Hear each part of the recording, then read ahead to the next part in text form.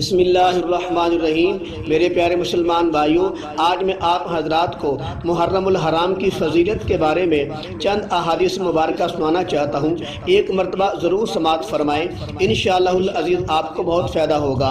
نبی کریم صلی اللہ علیہ وسلم نے فرمایا، محرم کو شہر اللہ یعنی اللہ کا مہینہ کہا گیا ہے، جیسا کہ کئی مقامات پر کعبہ کو بیت اللہ یعنی اللہ کا گھر کہا گیا ہے۔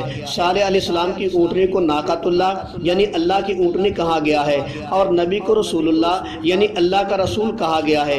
ایک اور حدیث مبارکہ کے اندر آتا ہے، نبی کریم صلی اللہ علیہ وسلم نے فرمایا، محرم کے دنوں میں ایک دن کا روزہ دوسرے مہینوں کے 30 روزوں کے برابر ہے۔ ایک اور حدیث مبارکہ کے اندر آتا ہے، حضرت عائشہ رضی اللہ تعالیٰ عنہ سے روایت ہے، رمضان المبارک کے روزوں کی فرضیت سے قبل یہی عاشوراء کا روزہ یعنی 10ویں محرم کا روزہ نبی کریم صلی اللہ علیہ وسلم کی امت پر فرض تھا، لیکن رمضان کے روزوں کی فرضیت کے بعد نبی کریم صلی اللہ علیہ وسلم نے فرمایا، اب جو چاہے عاشوراء کا روزہ رکھے، جو چاہے نہ رکھے۔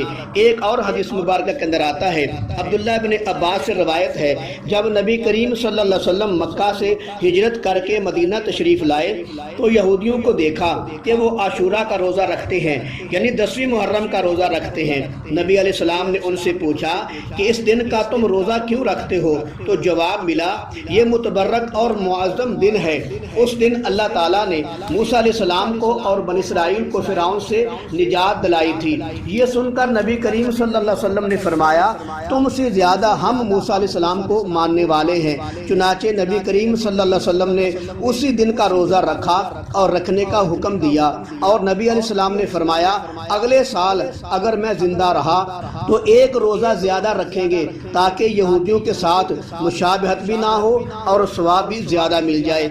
ایک اور حدیث مبارکہ کے اندر آتا ہے، نبی کریم صلی اللہ علیہ وسلم نے فرمایا، عاشوراء کا روزہ ضرور رکھو مگر یہود سے ایک دن کا اضافہ کر لو، یعنی نامی 10ویں یا 10ویں 11ویں محرم کا روزہ رکھو۔ ایک اور حدیث مبارکہ کے اندر آتا ہے، نبی کریم صلی اللہ علیہ وسلم نے فرمایا، عاشوراء کا ایک روزہ رکھنے سے اللہ ایک سال کے گناہ معاف کر دیتا ہے۔